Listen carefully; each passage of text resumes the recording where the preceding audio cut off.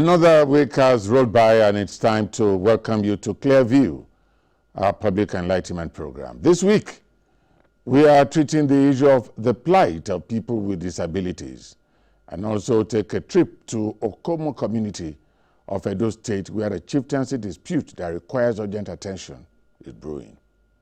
The residents are Ijos living in the state who claim they are entitled to their own monarch, as against what the Bini Palace is saying.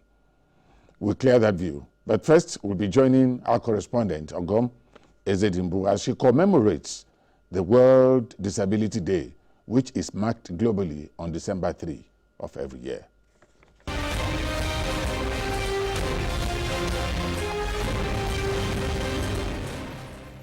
Grace Jerry, you're welcome to the program. Thank you very much for having me. And quickly, December 3rd is International Day of Persons with Disabilities. Why the annual observance? Okay, International Day for Persons with Disabilities was proclaimed by the United Nations through the resolution 47/3 of 1992.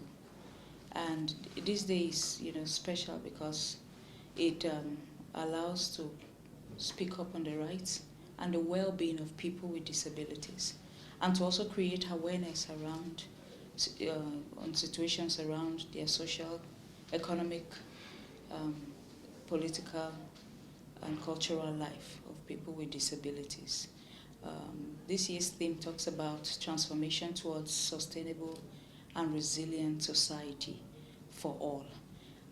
It's particularly exciting for us because it allows us the opportunity to talk about not just the socio-economic life of people with disabilities, but also political rights of people with disabilities, and calling on a government PWD partnership to ensure that people with disabilities have an active and an improved political life.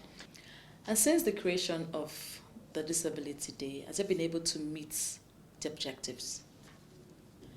I would say yes.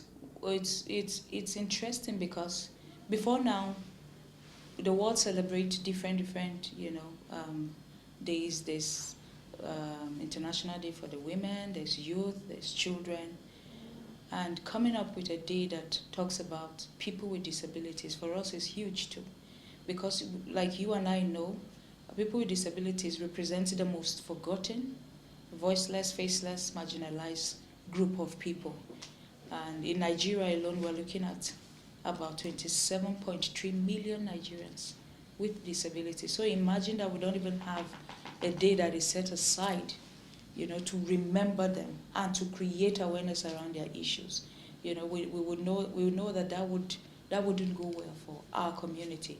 But I would say yes, because every year people come up with different activities to mark this day and driving it towards creating awareness. So for us, yes, it's progress we are making in the right direction. Before now, again, I would say that disability issues hasn't really gained the attention of people. But now, I would say it's beginning to be attractive. People are beginning to hear about disability issues, mainstream disability issues in development, and all of that. So, yeah. You are the Executive Director of Inclusive Friends Association. What's the association all about? The Inclusive Friends Association, IFA, it's an organization for and by people with disabilities. And we work daily to bring the issues of disabilities to the forefront of development in our dear country, Nigeria, through advocacy, through action, campaigns, and music, participatory theater, basically bringing out innovative ways on awareness around disability issues, and calling on from the government to all legislative and individuals to prioritize issues of disabilities, to begin to think disability in all that they do. There's something we always say: if disability hasn't reached you, it hasn't passed you by. I, as an individual, I wasn't born with a disability. Some are born with, some are born without. Some acquire it at some point in their life. I was one of those people who acquired disability at some point in my life as a young woman. And before it happened, I never really bothered about disability issues until now I am wearing the shoes. I know it hurts. So we're calling on everyone to make disability issues a priority.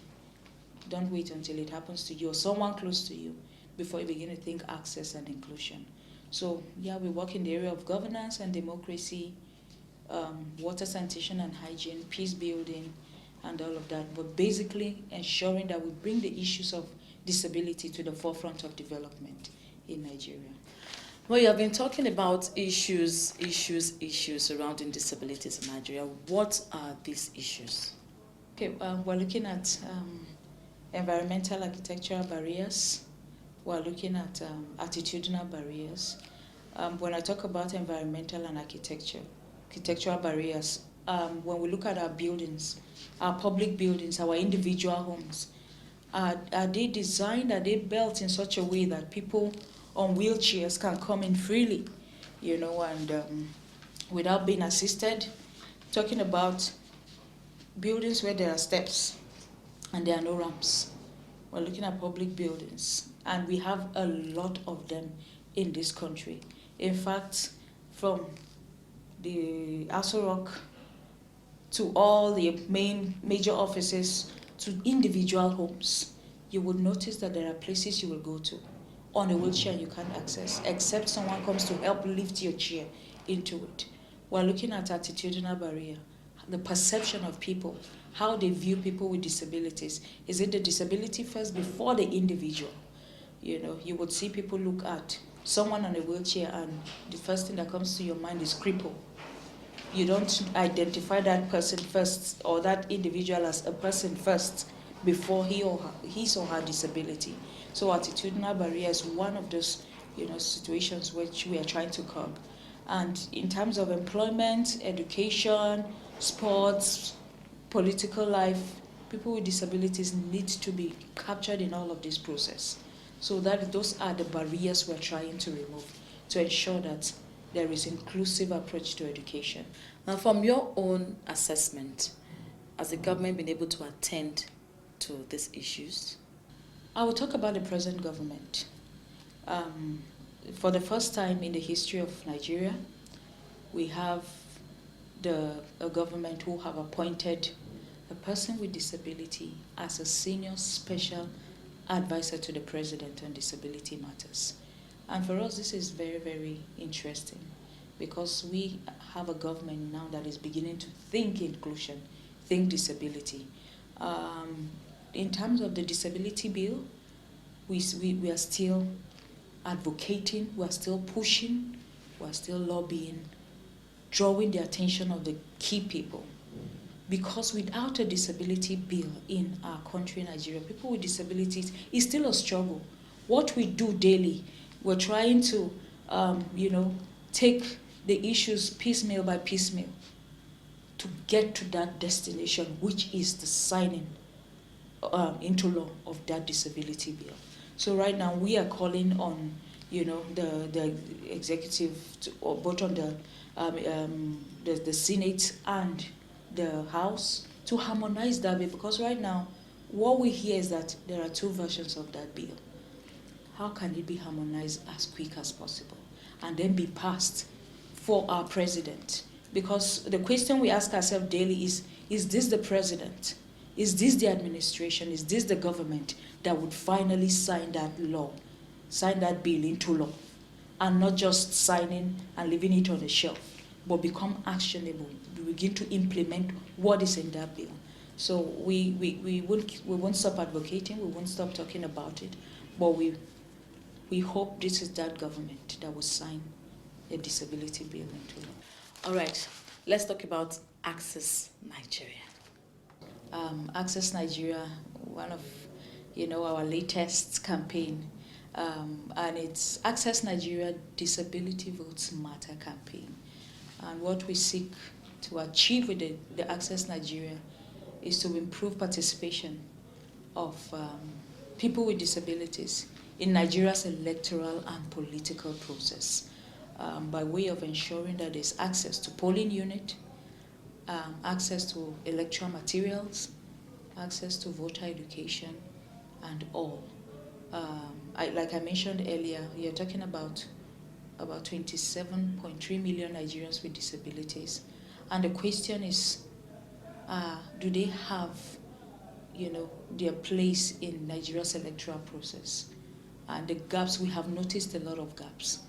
And one of the things that we did during the 2016 governorship election in Edo and in Ondo was to mobilize people with disabilities through the Joint National Association of People with Disabilities.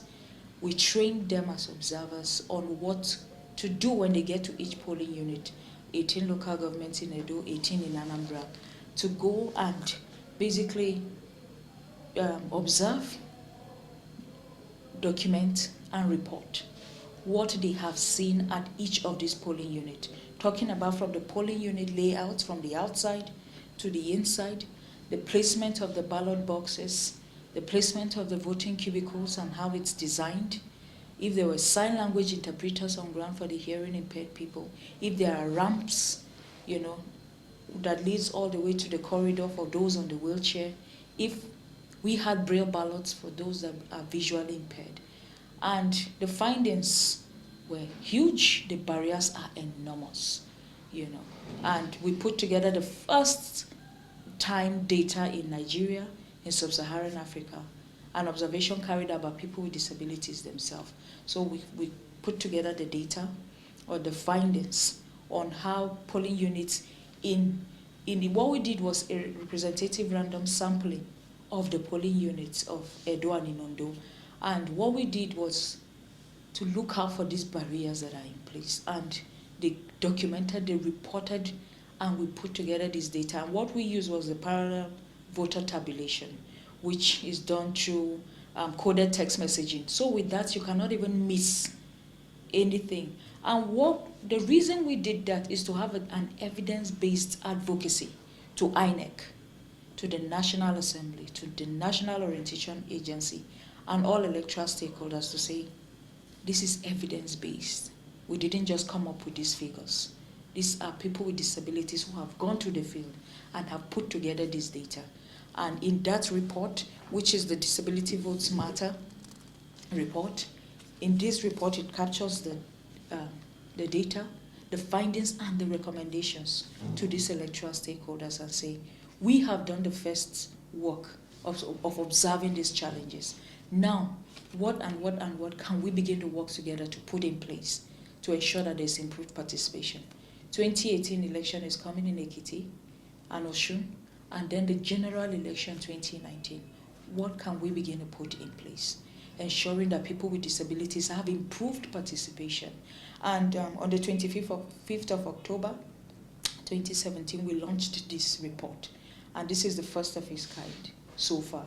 And we had present the INEC chairman, Mahmoud Yakubu, who was really excited at this great effort by Inclusive Friends Association with support from NDI, USAID, and UK8 DFID.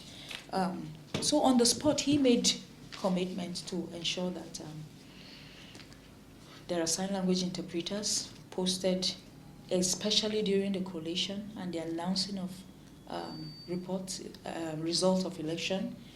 He also talked about how we can begin to work on ensuring there are braille ballots or tactile ballots for the visually impaired. And then the polling unit layout. Instead of placing the ballot box on a high table, can we begin to think of a lower table or on the floor so that someone on a wheelchair can easily cast their ballot, or someone on the roller skate can do that without being assisted?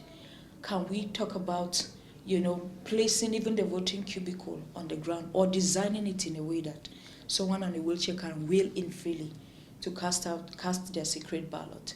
Because what we are pushing for is not to be assisted. What INEC said is for people with disabilities to be assisted. But for us, that is still the charity approach. We're looking at it from the rights approach and saying, hey, how can we work with you to redesign these structures such that we also would observe what is called a secret ballot process. So, like I said, he was very, very, cooperative. We have a commission that is ready to work with us presently, INEC.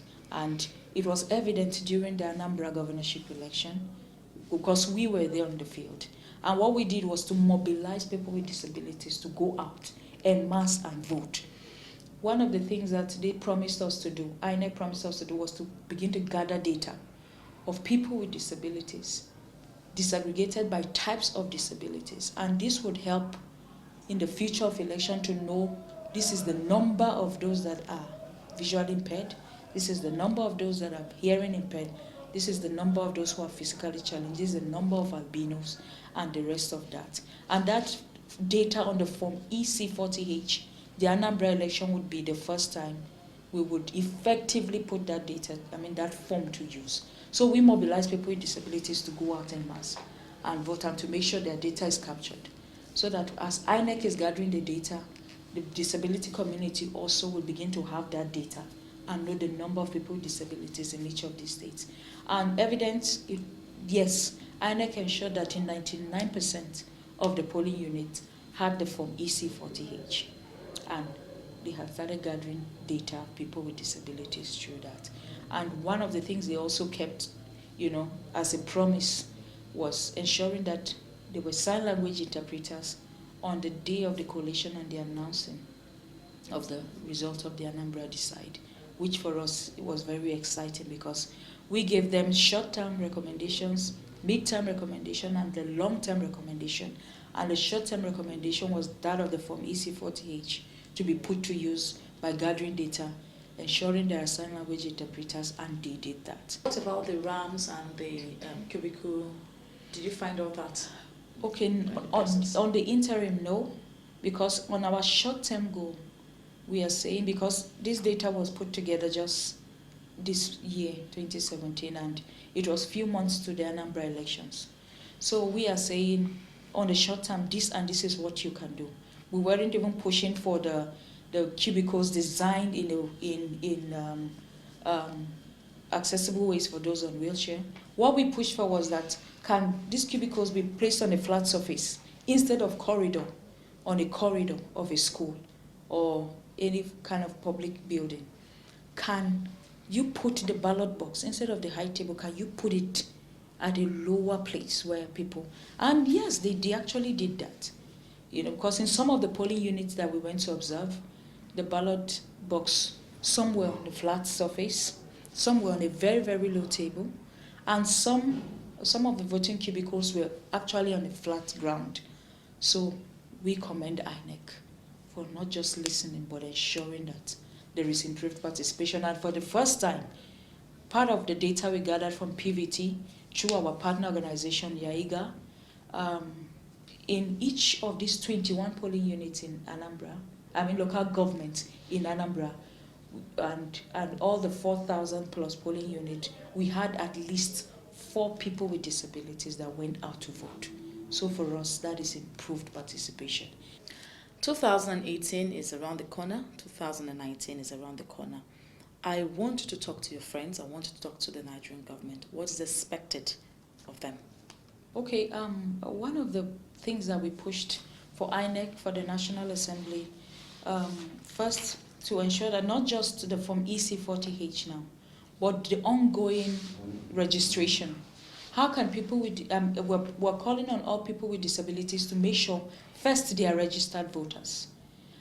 And what we call on INEC to do is to begin to gather data using the CVR process also. There should be a special form that will capture types of disabilities. So with the EC40H form, with the CVR registration, INEC will gather data automatically, and then for a revalidation of those who have registered before to come back and capture their data also. And with that, we have an accurate data of the number of people with disabilities. And then to the National Assembly, we are calling for an immediate amendment of the section 52, section 56, subsection 2 of the Electoral Act. An immediate amendment where we have we can have braille ballot or tactile or off-site voting. What we have what is in the Electoral Act presently says they may produce. What we are saying is it should be produced, braille ballot or tactile or off-site voting for the visually impaired community. And to also increase budget for INEC, because for them to produce braille ballots, for them to ensure that there are cubicles designed to capture people with disabilities, sign language interpreters, or printing of voter education in bold stickers or posters, they need more funds to do that. So we're calling for more, to increase the budget for INEC so that those things can be put in place. And overall, we are calling on all persons with disabilities, go out and get registered. Thank you very much for your time. Thank you so much for the opportunity.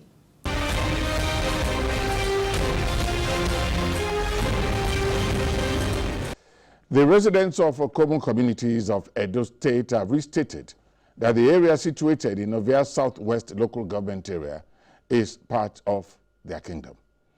They are sending the message to buttress the fact that the installation of their own monarch in the riverine areas is in order.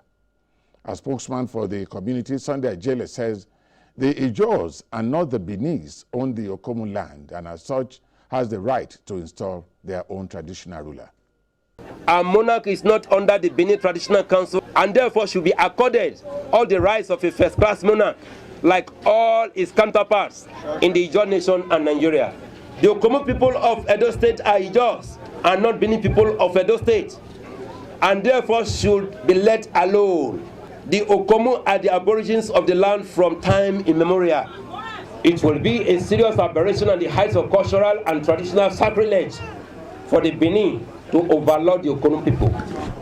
Unfortunately, through the economic and political marginalization of the Ijos, there is an attempt to demean our monarchs and deny us our aboriginal rights of ownership. We are ready to defend with the last drop of our blood, our kingdoms and our kings. How is that?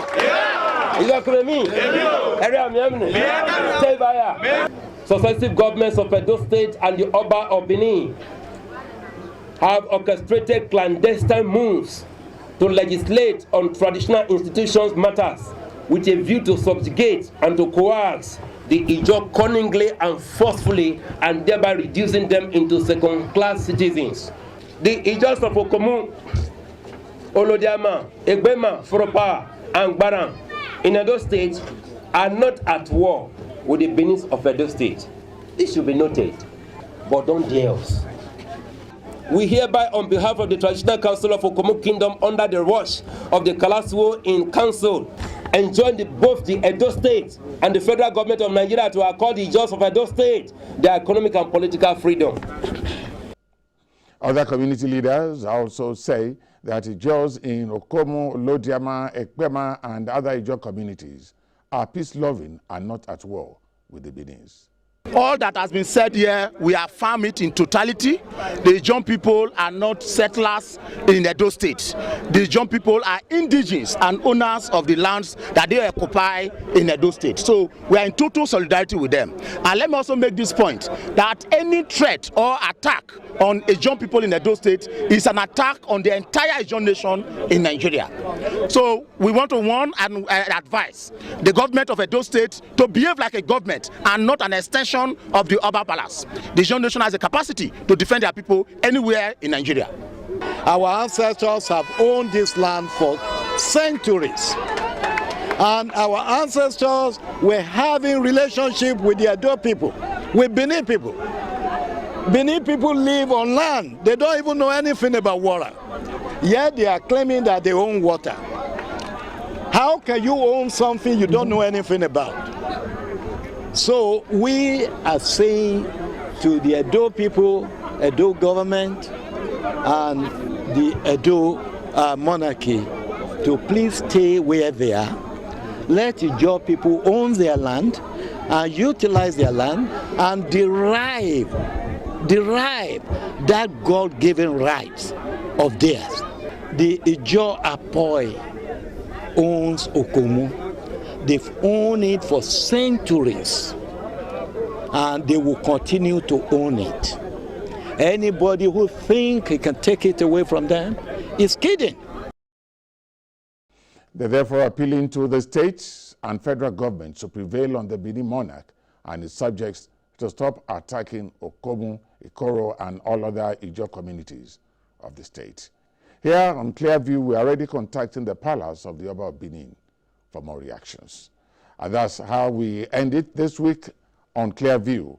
Next week, we'll make every attempt to go outside the shores of Nigeria and discuss what is now popularly referred to as the Jerusalem dispute, as put in place by President Donald Trump of the United States. I am Odion Bello.